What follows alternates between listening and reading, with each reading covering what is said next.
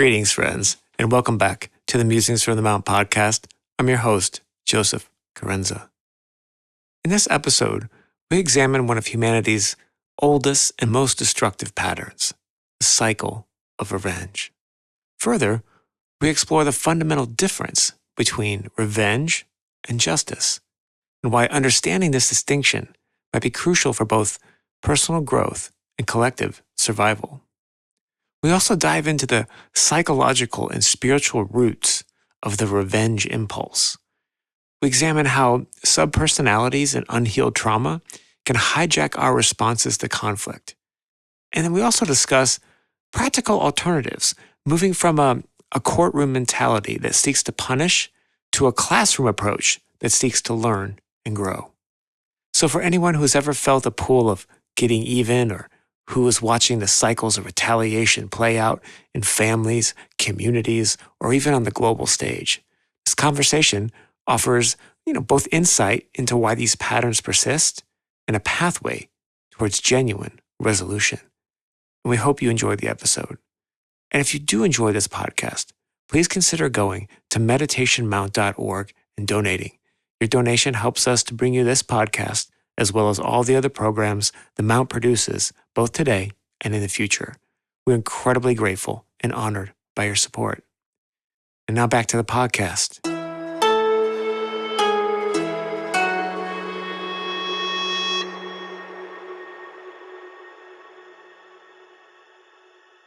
When contemplating the concept of revenge, which we are for this episode, and I don't think either one of us are going to be advocating or arguing for revenge, but in fact, I think we'll spend the most of the podcast doing the exact opposite, trying to give a competent, cogent argument of why that's not a good idea. But I think, in terms of a systems perspective, in terms of an intellectual perspective, perhaps we should first steelman the concept of is there a systems perspective for revenge?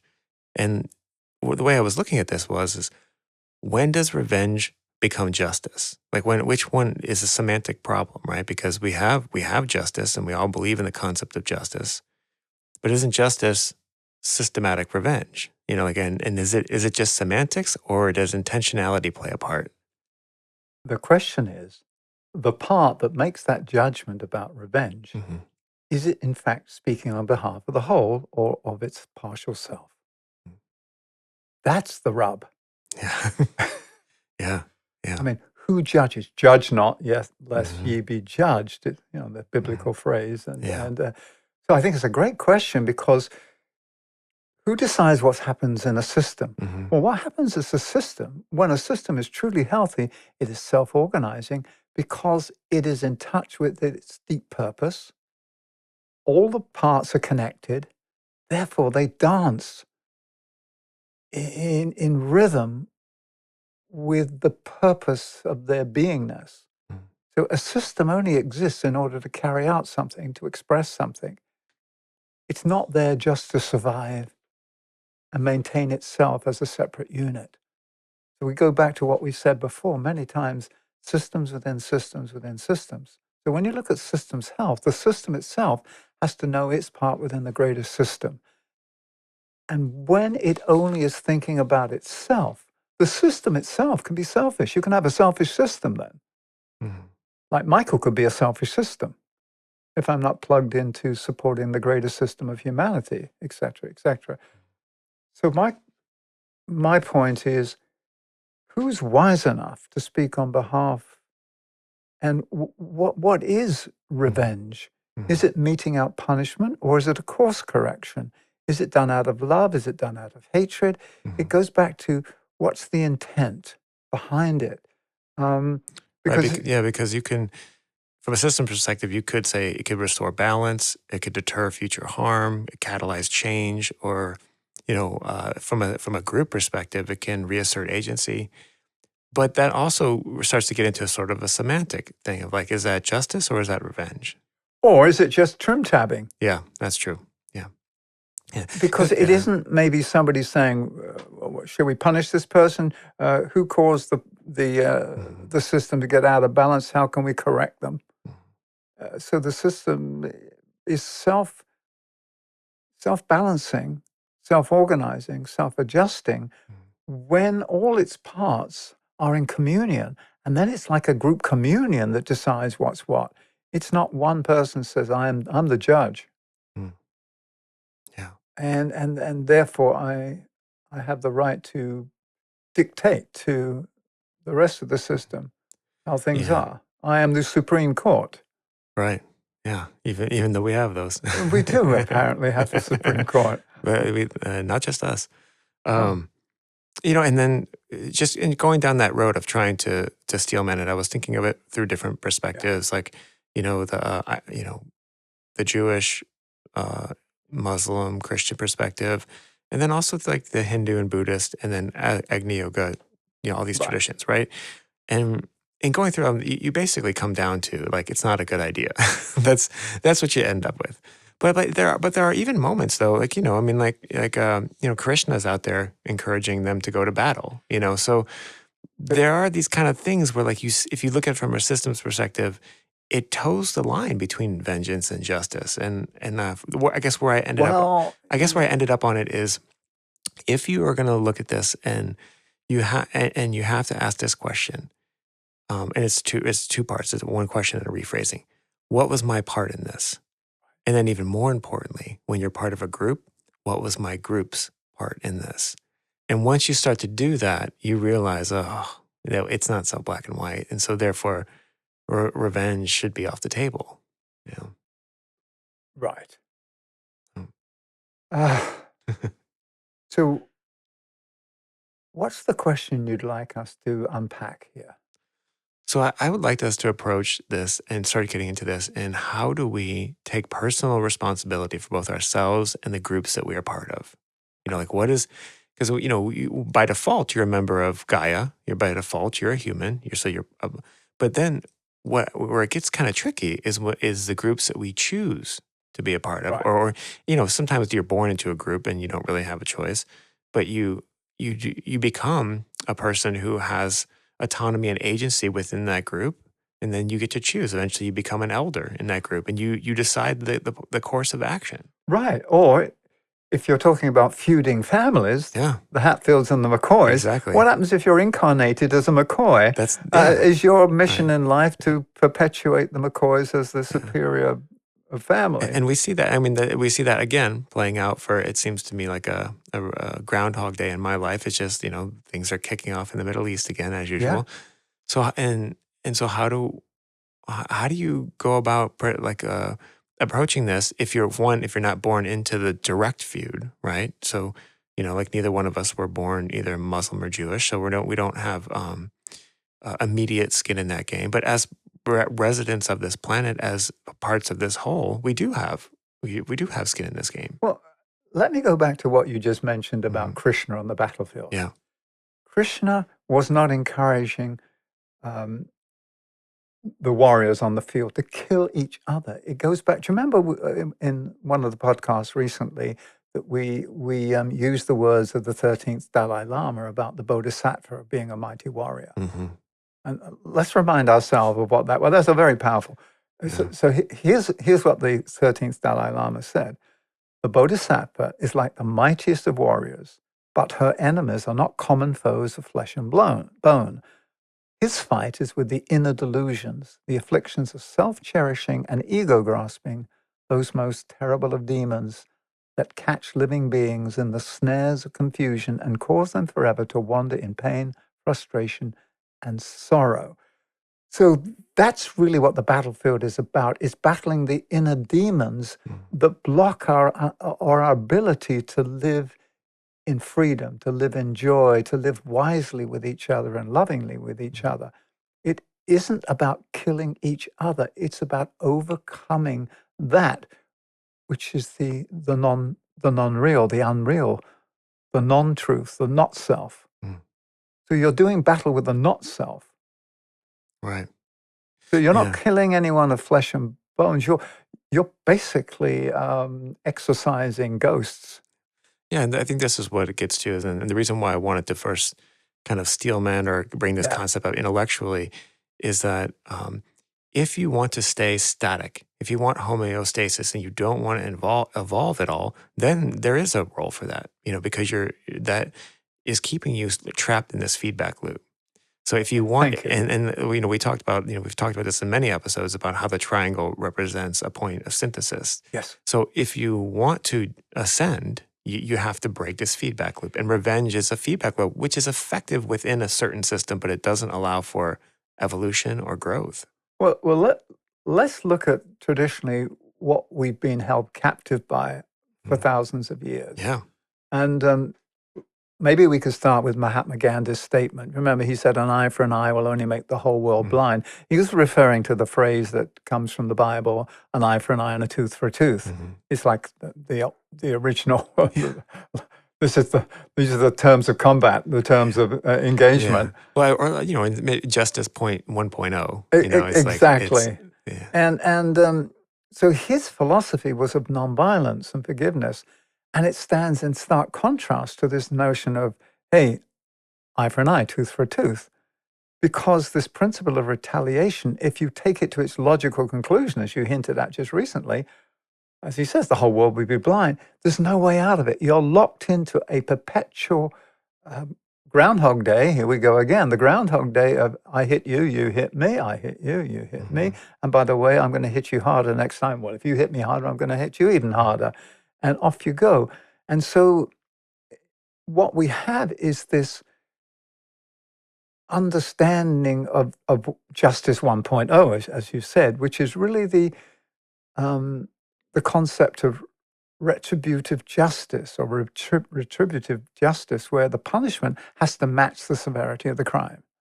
And this is what Gandhi says. It's morally bankrupt, that argument, because the system of revenge ultimately leads to a continuous escalation and the inevitable destruction of a system. Therefore, nobody's unharmed by it.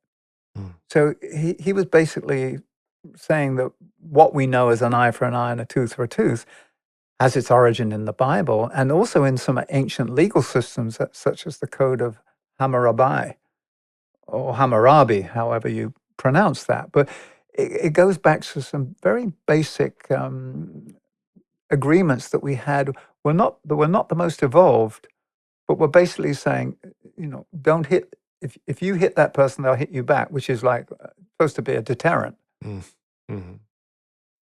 Which is why the nuclear weapons are a deterrent. Hey, you drop them, and we'll drop. Yeah. Or we'll do it preemptively. We do it before you do it because we know you're going to do it. And if we wait till after, there's nothing left of us, kind of thing.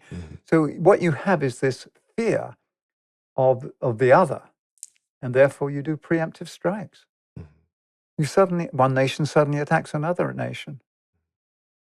One family suddenly has a feud with another family. It could be the mafia gangs. It could be gangs on the streets of any big city.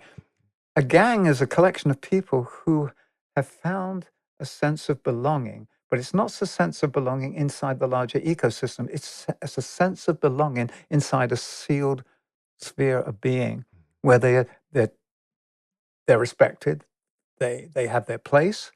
It's their family, and that's the biggest sphere they can handle. Therefore, anything outside of that is the enemy. And I've often wondered about this phrase, mine enemy's enemy is my friend. I'm going, well, that's a really weird way of evaluating friendship. It certainly is. And that, that's what they will, by they, I mean, that's what the classical education will teach you, whether it's from, the Prince or Machiavelli, or, classical game theory, but again, I feel like that's a closed loop system. If you want to maintain this system, you don't want anything new, then that's going to work out great for you. That there's tried and true ways to manage power and population, and most brilliantly captured in the Prince. But that gives you a very serious glass ceiling. You cannot ascend anymore. Right. You have the illusion of victory. Yeah. Right. What is victory? Victory is health and being part of a regenerative system, self-organizing regenerative system. So why don't we just dive into this whole thing of revenge, because it's rampant at the moment. Right. And I think it's it's interesting. Also, part of the reason why I wanted to frame that first was, so we had this thing that happened in the Middle East just recently for, when we're recording this.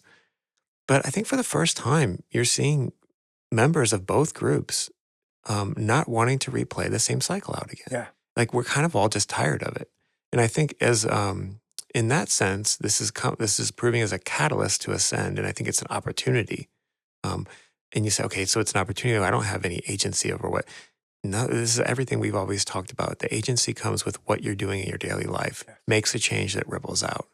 So, if you can take some of the stuff that we're saying in this episode and use it in your own daily life, every time you choose not to go down that path, you're helping everyone else. It's like the 100 or 1,000 monkey theory. That's a great point, because what you're doing is you're putting into the atmosphere a positive response to a situation, and therefore you're seeding the field with new possibilities, new positive possibilities, which change the psychological climate.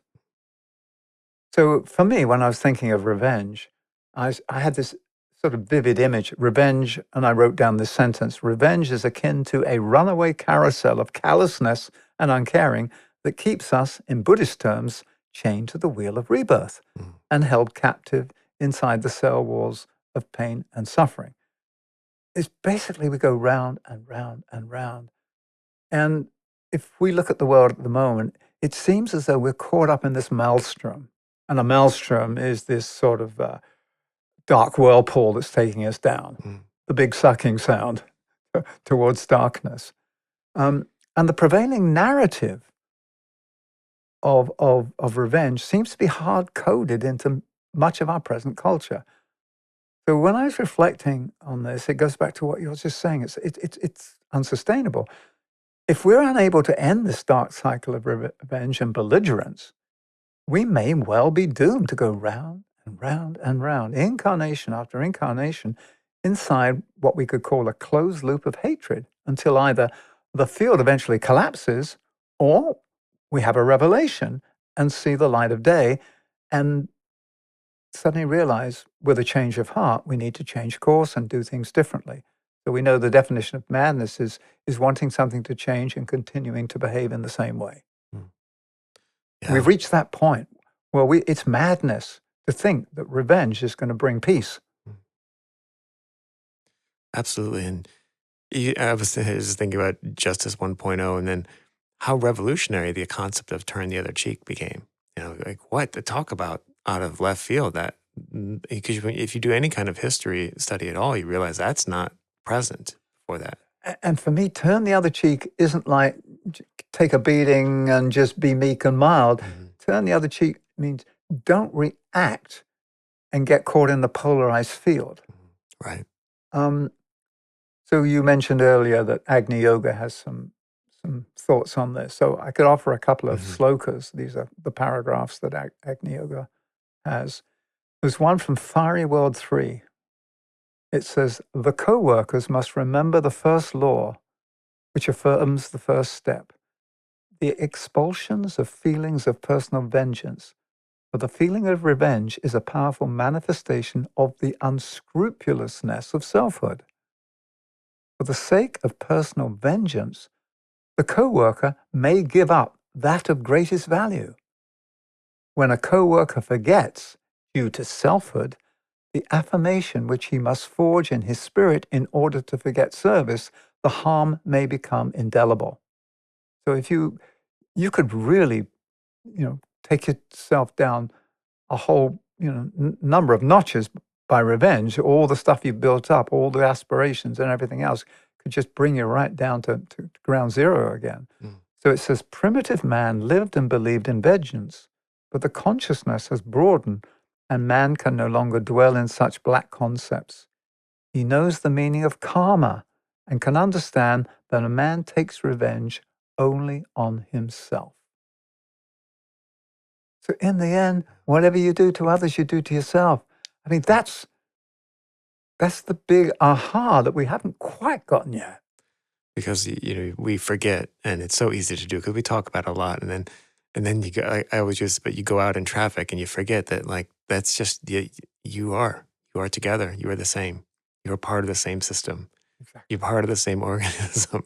It's like me shouting at my liver, like what's going on? Yeah. You know, Well, like, and that's a great point, because it isn't as though we are going to extract ourselves and withdraw from life and pass judgment on everything that's happening below us and say, well, they're behaving badly. It's like when you and I are sitting in traffic, we can't complain about traffic because we are traffic. mhm.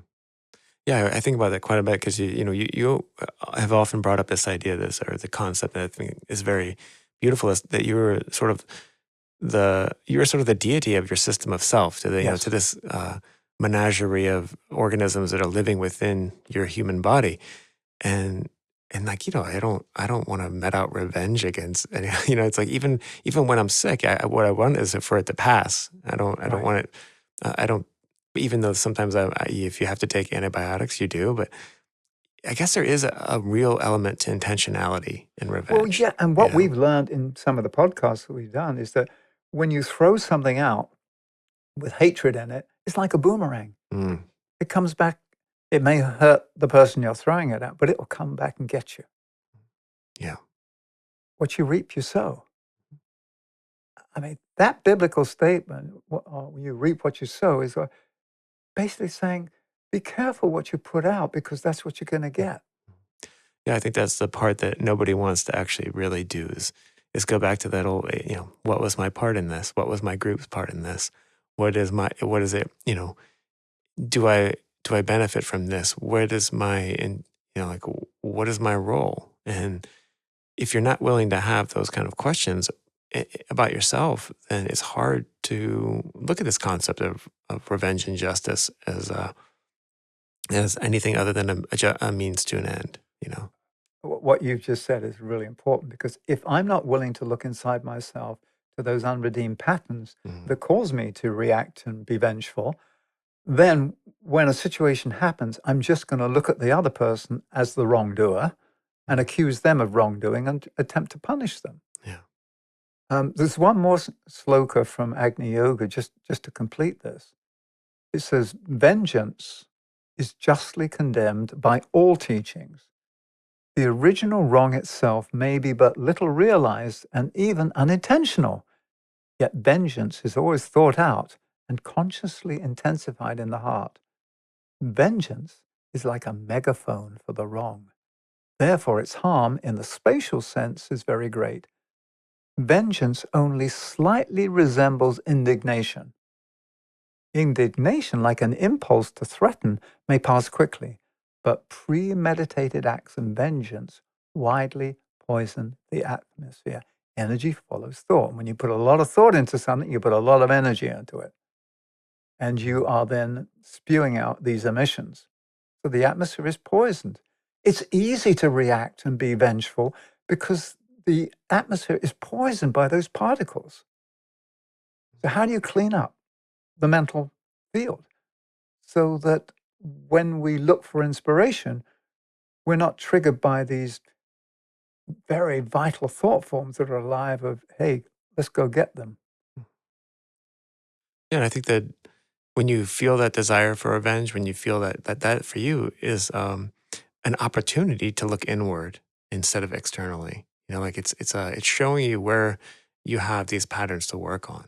And I think that's what I get out of that is in my own life, I've seen that as like when, it's showing me, that's something I really need to work on, Yeah. not someone else. Or even if I allowed myself to be in that situation, I can go back 10 steps and be like, see, this is where it actually went wrong. I allowed myself slowly over time by not following right intention, right action to allow myself to be in that situation. You know? Or, and to really look at myself and where I may be a cause Mm. or a contributor to this. And pride sometimes does not allow us to say, I may have a part in this. And isn't that where kind of, if we tie it back into the like the idea of glamour and Yeah. how much glamour causes us, well, it causes us a lot of problems, glamour does.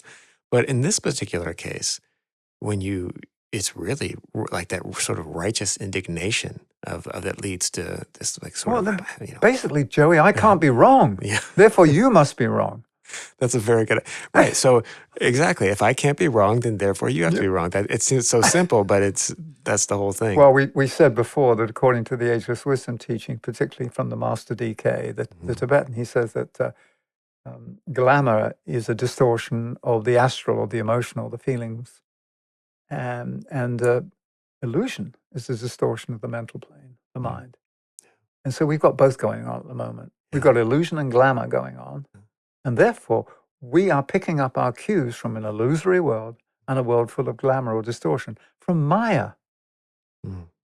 from the manakarmas. Mhm. It's we are getting a feedback from the very negative things we're putting out. So it's a reinforcing negative loop. Mm. Um, so I was thinking about this, and we've used this example, I think, a couple of years ago, the difference between a courtroom and a classroom. Mm. So I'm thinking that how you and I relate to life really is colored by the lens through which we view our existence on earth. So I'm thinking those of us who feel justified to exact revenge on our brothers and sisters, maybe we've seen life as a courtroom where we ourselves are always being judged, and therefore we have the right to judge others, to defend ourselves, to make accusations, etc., etc. So the courtroom is really a place where you find out, well, there are three questions that are asked in the courtroom, basically. One is what happened. Two is who's guilty. Three, how shall we punish them? Mm. In contradistinction to that is the classroom, where you're not there to seek revenge, but you're there to figure out, what happened. So in the classroom, the three questions that are asked is what happened, same as the first question in the courtroom. The second question, what did we learn? Three, how will we do things differently next time? So I guess what happens if I confine myself inside a courtroom, I somehow can very easily appoint myself as jury, judge, and executioner. And therefore, I can justify any acts of revenge or anything that I do to somebody else. Mm. Yeah. And we do that. I mean, it's not, that sounds so big and dramatic, but I think I was just getting this vision of like, a family, when families get together. Well, I mean, that's what we all do. And it's as though we have the right to be the, if you like, the universal judge on this. Hmm. I've heard people say, well, they had it coming to them. Yeah. Well, that's a powerful phrase. They had it coming to them. Well, if we step back out of the courtroom and go back into, if you like, the way that I understand life to work through the laws of karma, it's not up to us to judge others. In fact, I believe the law of karma meticulously tracks everything we do. It takes care of all the things that we've done, the unskilled behaviors, the narrow beliefs that we employ, and then it uses them to design a customized course curriculum that supports our personal growth, lifetime by lifetime. So it's not a punishment. If we're in a classroom, everything we do says, this is how much I know. And if we show up in our behavior to demonstrate that we haven't quite got it yet, then the laws of karma say, still something to learn. I guess we'll set up this lesson in the classroom of the next incarnation or even this incarnation, given time.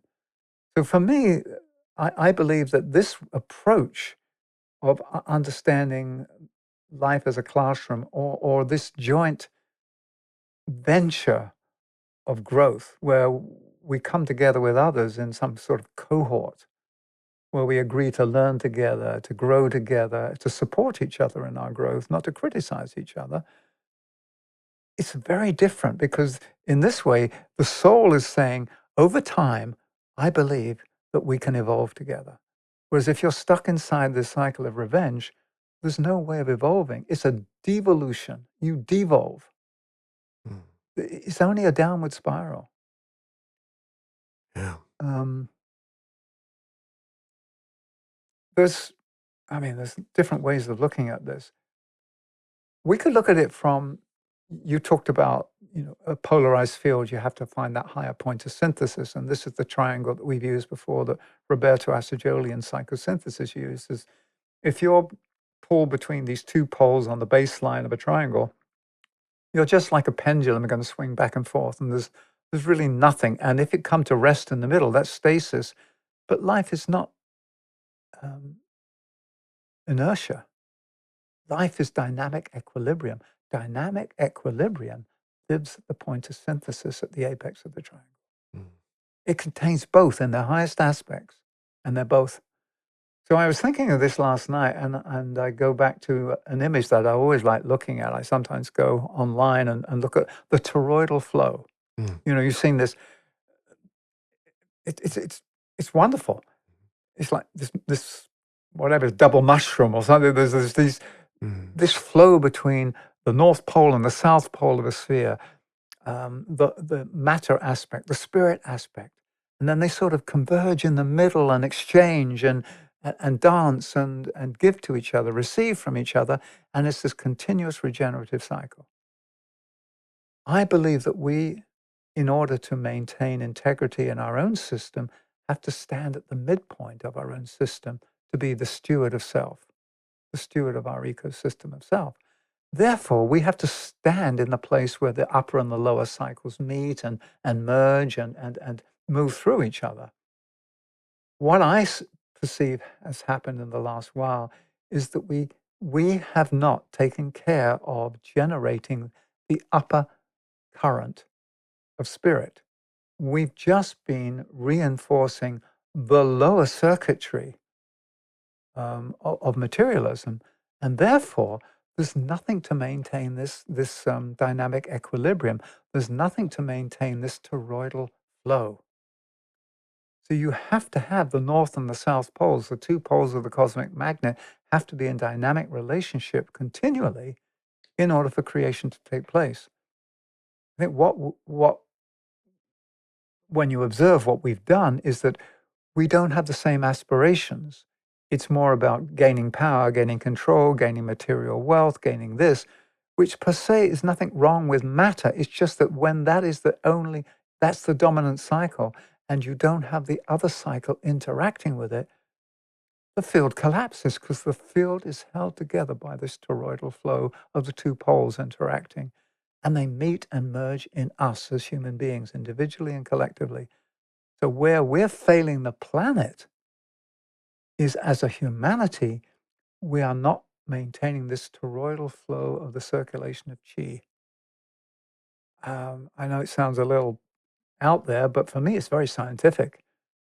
And if I was going to go back to psychosynthesis, we just talked about, the resolution of the pairs of opposites at this point of synthesis at the apex of the triangle. Roberto Assagioli, who was the founder of psychosynthesis, said there is another level to psychosynthesis. It's called psychoenergetics. A lot of psychology deals with behavioral stuff, observing behaviors and saying why this happened. Psychoenergetics just looks at the energy exchange in a system and how you maintain healthy, free-flowing energy in a system. And that's what I mean by the toroidal flow. It's not a judgment of morals. It's just a fact that we don't have this flow at the moment. And when you take away one of the poles, particularly the upper one, then everything starts to sink down. I mean, that's just my very simplistic take on this. Yeah, it's a constant trying to determine who's going to serve and who's going to eat. It's to quote a Leonard Cohen line. Well, that reminds me of that wonderful description of heaven and hell. Yeah. Heaven is a banquet with lots of food, and everyone's got a spoon, but everyone's feeding each other. Hell is a banquet, and you've got a 6-foot spoon, and you're trying to feed yourself. Yeah, that's a good one. I think also, heaven is a banquet where everyone's, enjoying themselves and eating, and hell is everyone who has to clean it up afterwards. Well, it's food fight. Yeah, yeah. So Well, what else? What else? Because well, can you, just because you just brought up Roberto Assagioli, I mean, like, doesn't he say that kind of revenge is kind of like a sub personality driven well, reaction? So what like well, maybe get into that a little bit. sub personalities, there are aspects of ourselves that are slightly distorted, immature. They're not the fully mature parts of ourselves that can give expression to the soul. So Mm, our incarnated agent of the soul, i.e., our personality, the Joey and the Michael that's sitting across and looking at each other, we're souls looking at each other through the eyes of these personalities. Now, you and I have got some, mature points, and we've got some immature points, and we know that. mhm. The immature aspects are those that are still triggered. Yeah. They're triggered by past conditioning. They're triggered by trauma. And therefore, the soul is not in control of them. So a subpersonality has to be like a child, matured. And so it can move into adulthood, into maturity, and take its rightful place in the community of lives that is my community of self. Yeah, I thought this was interesting, and I brought that up because we have this kind of weird thing as humans, is that our outer appearance does not match our mental or emotional age. So a lot of us have, and it's not across the system. Like, you could be wise beyond your years, but also emotionally still a child. So it's like it's not obvious. We don't have like a dashboard full of indicator lights that tell you where you're at. And that's why I found that part by Jolie interesting. Is like there's all these sub personality warning lights that go off. There are, and it doesn't matter what age, just because you're 70 or 80 doesn't mean you don't have anything to work on. Right, or that you can't be for as much as I try to work on things, it's like, oh, as you see something sneak up on you, and all of a sudden you're 7 years old again. You're like, what just happened? Well, what just happened was that aspect of saying, hey, I need your attention. Hmm. Right. And Yeah. how does it get your attention? It rebels, it Mhm. screams, it shouts, I want this. And it sort of wrecks the party. Mhm. And the tendency is to punish the child, send it to its room, deny it food, beat it, whatever. But that's not how you mature a child. That's how you keep an old pattern in place. Mhm. Yeah. I mean, And that's how we see the roots of revenge yeah. are planted.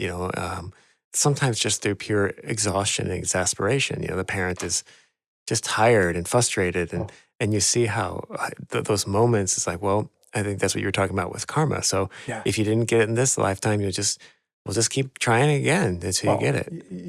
you read these very disturbing reports of um, tragedies where babies have been shaken. Yeah. As a young father, I remember the time when my daughter was screaming. She had earache. She was screaming. She was screaming. My wife was out. I was here alone.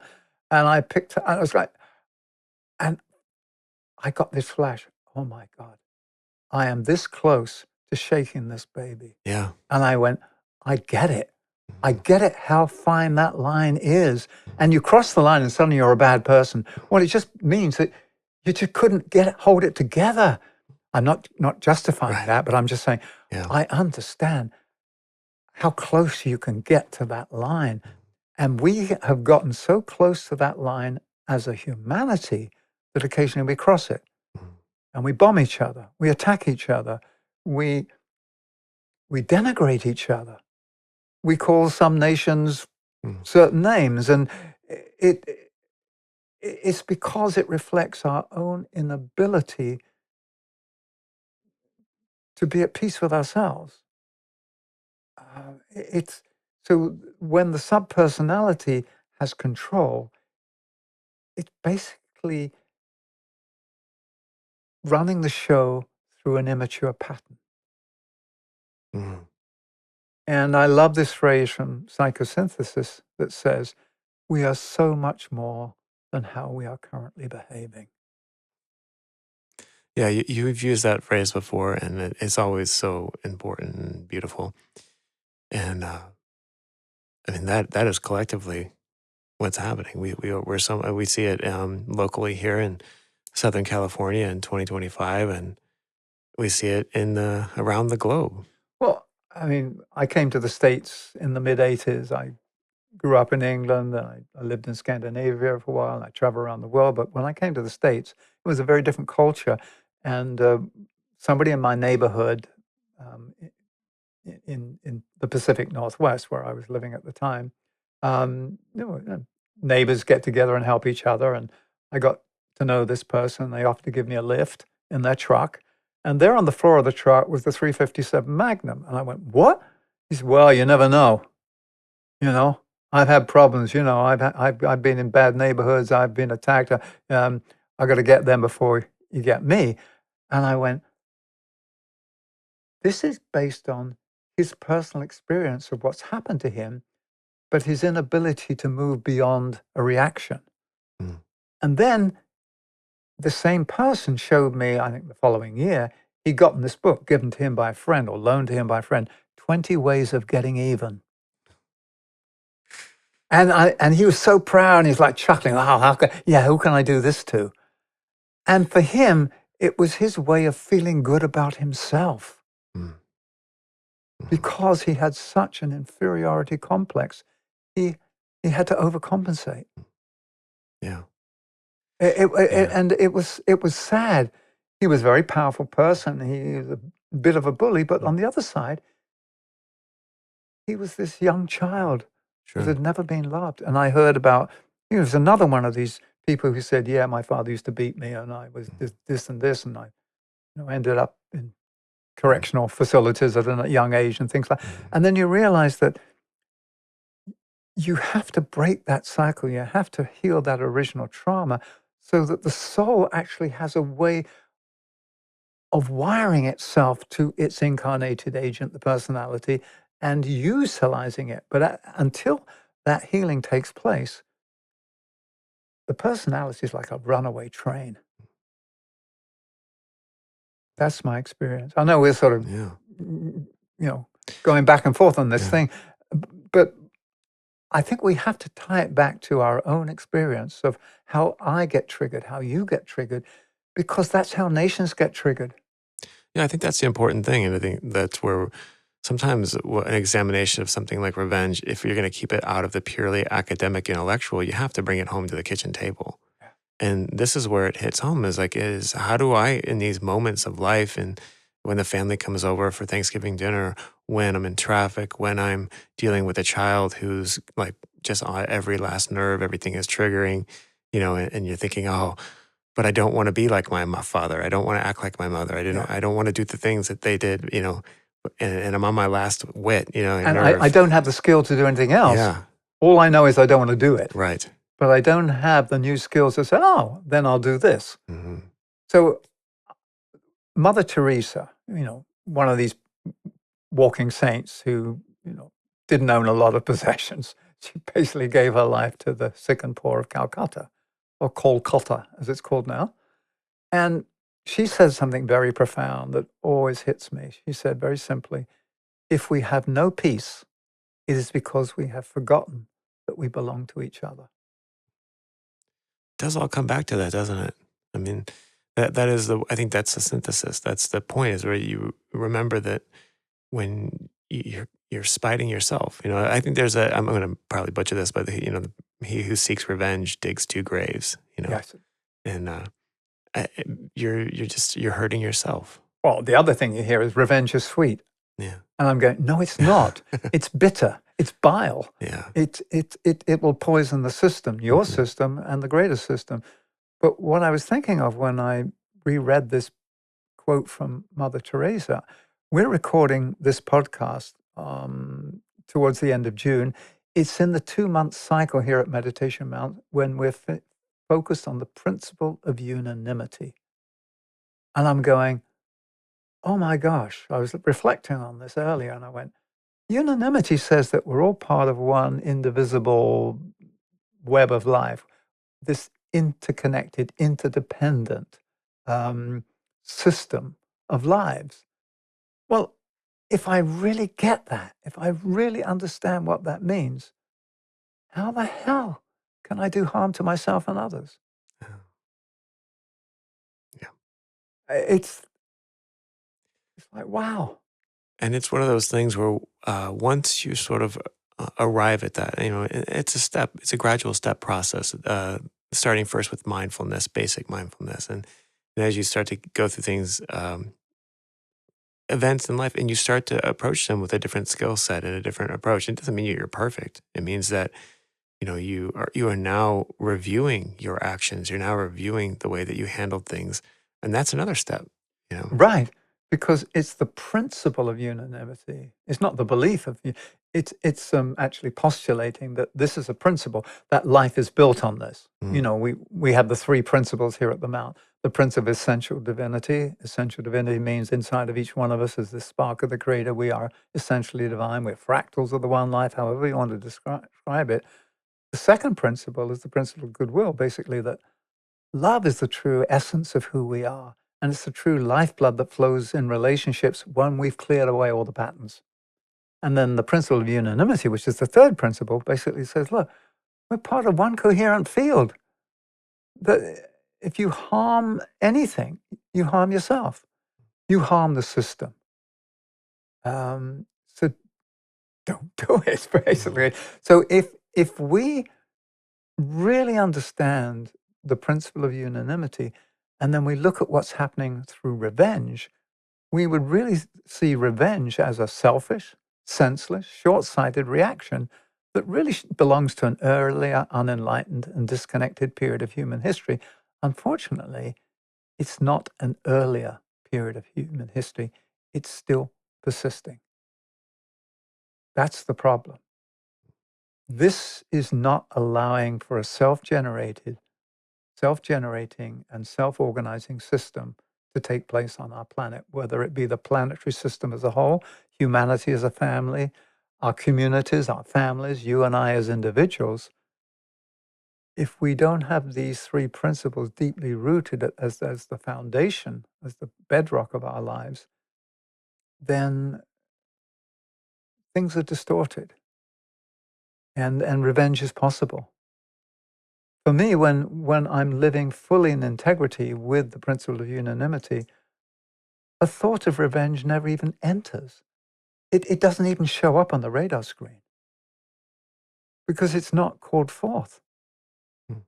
If I have wounded patterns that want to get even with somebody because I believe somebody wounded me rather than I attracted it to me, then I'm going to seek revenge just to prove that I'm right and they're wrong.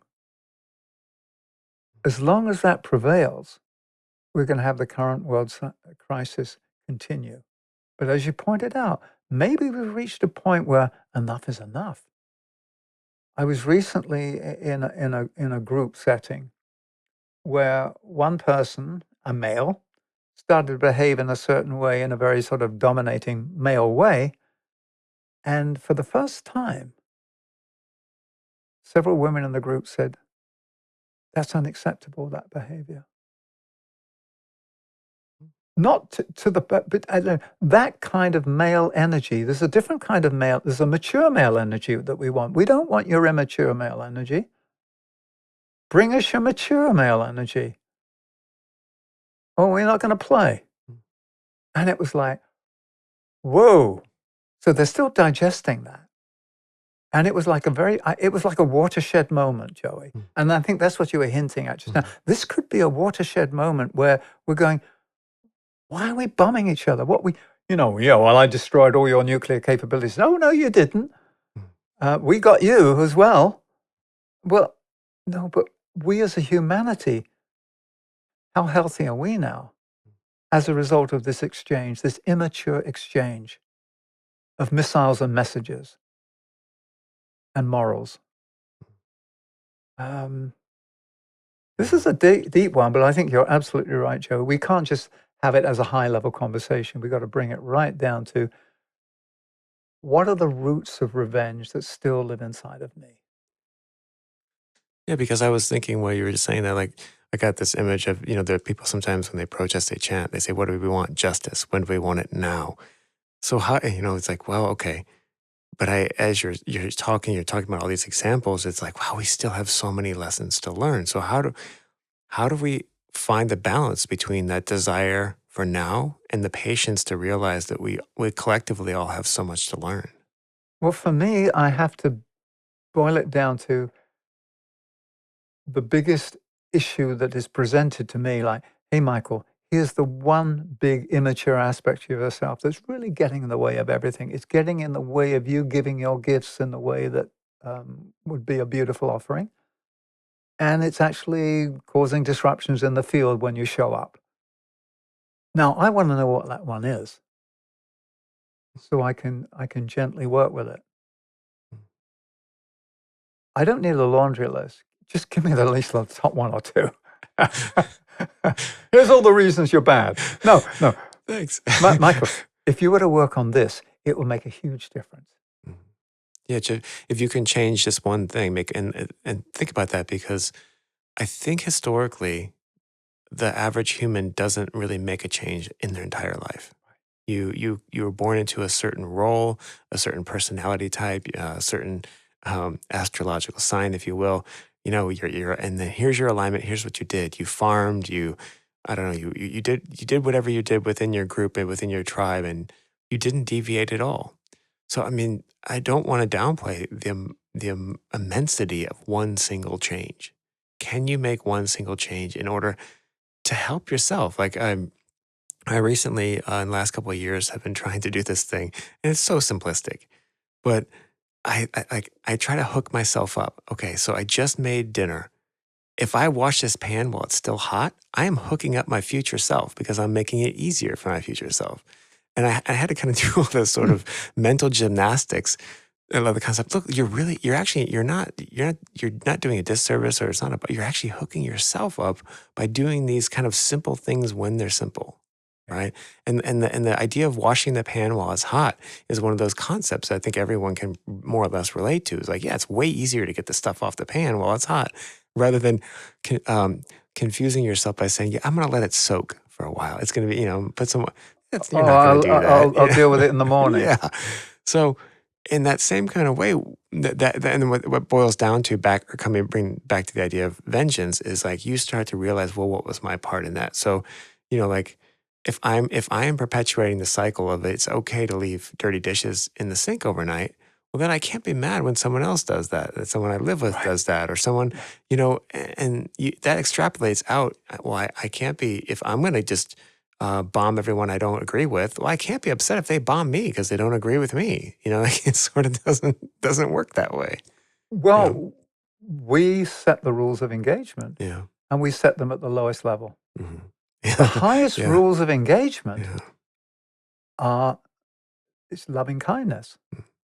So I just returned from a trip to Europe, and on my way back, I thought, okay, I'm returning back to Meditation Mount. So what can I have different about me? What have I learned, and what can I bring that's, not, all right, I'm back, here I go again, around the same old circuit. How can I do some sort of upgrade? And it goes back to something I've looked at before, is look at how you can be loving and kind in every situation. And that sounds sort of trite, but when you really ask that question before you speak, or as you think, you realize, no, I don't need to say that. I can say this because that is loving and kind. It's supportive of the other person. It's not some sort of subtle put down, masked in sort of smiles.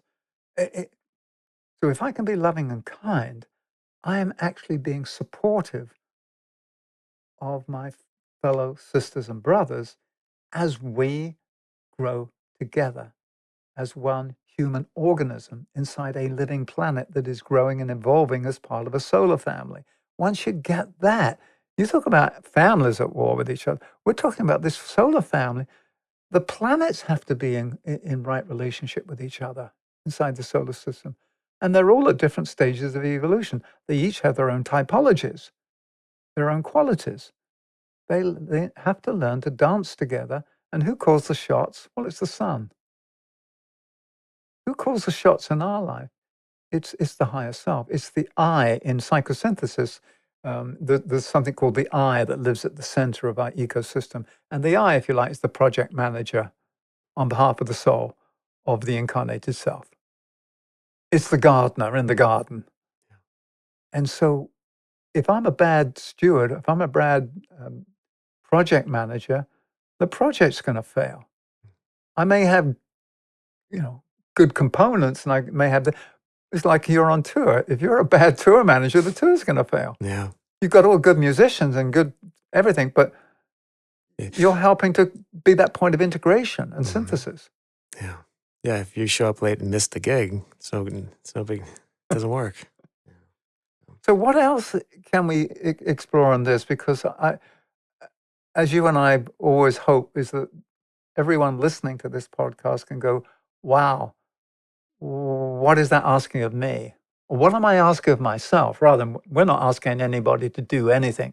All we're inviting each of us to do is to reflect on what's the next step that you and I can take together to mature so that we are more able to be of service, more able to be loving, more able to be kind, more able to be helpful. Yeah, I think there's a great kind of tendency to look outward, especially now that we're all connected and we're all thinking, seeing, feeling how everyone else is thinking, seeing, and feeling, and we're all sharing our hot takes on everything. There's a kind of a meme about how this week everyone's a Middle East expert. Last week everyone was an immigration expert. The week before that everyone was a Ukraine expert. Just. But Do you mean expert, or do they have opinions? Everyone has opinions. Right. Everyone has hot takes. But in that sense, so I think the key here is like, well, how can we? And I do this too. It's not that you don't have a deliberative process. It's not that you don't have these emotions come up in you. Like Agni Yoga that has fiery emotions. Right. It's not that those things don't exist, or that you ever fully, relinquish them or get rid of them or extinguish them. Maybe that's not even the point. Like from the young perspective, you're integrating the dark. You're not trying to banish it. So it's like, how do we turn inward now so that what's the next step is, I guess. Well, it's interesting you use the word fiery, because there are different levels of fire. There's the fire of the emotions and the physical, which is the fire by friction, where you rub up against things and things get hot. That's like we're doing right now. Like we're doing right now. Yeah. And then there's the solar fire, the fire of the soul. And then there's the fire of the monad, the true fiery world, which is where all the seeds come from, where everything comes from. So there is always fire, but it's what's the nature of that fire? What we have to introduce into our lives, I believe, is the higher fire of aspiration, of inspiration, of just realization of what we're here to bring. But if it's just the fire of my emotions that are burning me up, and then in turn I want to burn somebody else up, that's not a useful fire. The highest fire always cleanses. It warms, but it never burns, i.e. it doesn't harm. Now, it purifies. So the fire always purifies, but only the highest fire purifies in the highest way.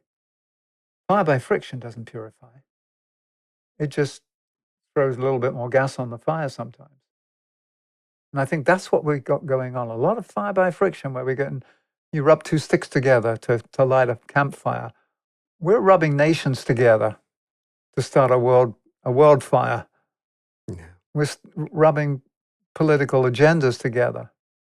We're rubbing all these physical objects together and emotions together. That's the lower fire. We have to now bring it to the solar fire, which is the fire of the soul. And guess what the fire of the soul is? It's the fire of love. I mean, that's what we have to release in the world. We've got to be fiery. So being at peace doesn't mean being subdued. It means being at one with the intent of creation and giving our gifts without distortion from a field that is not conditioned by trauma or past patterns. That requires a heck of amount of work on our part. This is, as we said before, this is not a written test. This is an actual driving test where you've got to get in the vehicle, the incarnated self. You get in your incarnated self, and your soul is your driving instructor, and you're going to find out whether you pass the test or not. And if you need to brush up on something, guess what? Next lifetime, this is what we're going to work on: U-turns, parking, parallel parking, whatever it is. But we, So we're not saying living at peace is like living in an inertia and sort of nothing is happening. It's the opposite. It is the fire of dynamic equilibrium, which is the tension that allows creation to take place. If you didn't have the two poles in creative tension, nothing new would show up. But the tension we have at the moment is at the lowest, and it's the tension that is resolved by one pole punching the other, Yeah. not being in creative interplay. Oh, This is mixed martial arts, man, at the yeah. lowest level. The mixed martial arts at the heart is what we need. Yeah. Yes. Yeah. Thank you, Michael. That was a great summation. And I think we probably we'll wrap it. Unless you have some further thoughts, I think Well, my further thoughts are for yeah. myself. It's like, Mm, how do I continue to find peace in myself? How do I continue to ensure that there's nothing in me that will give rise to revenge? I'm going back to when I was a gardener, and I remember um, there are certain plants which just spread like wildfire. Um, Horseradish, for instance. If you grow horseradish, you have to grow it, and you put down these slates, stone slates in the ground to stop the roots spreading. And there are mm, some things, and the horseradish is very fiery. mm. I love it actually, um, but you got to contain it. So there are things in me I got to make sure. First of all, I contain. And then I make sure that they are a contribution and they don't become an invasive species. So that for me, it goes back to what degree do the roots of revenge still live inside my ecosystem, my garden of personal, of selfhood? And that's the question all of us, I believe, have to answer. And we have to ask it in our own way. And we have to ask it honestly, not out of condemnation of ourselves, but out of a genuine inquiry of how can I grow? How can I show up and be as as the army slogan says, the best you can be? What we're saying, if we're going to quote the Greek philosophers and their holy trinity of truth, goodness, and beauty, how can I show up so that the innate beauty, truth, and goodness of who I am can flow into the world as a contribution? That is the idea. That is the ultimate goal. That is the end game, so that my life is a contribution to the well-being of the system. At the moment, a lot of what I put out um, pollutes. I've got to make sure that Michael is a non-polluting agent on Earth, physically, emotionally, and mentally. And revenge has no place to grow. Wow. Thank you, Michael. That was beautiful. Thank you. All right.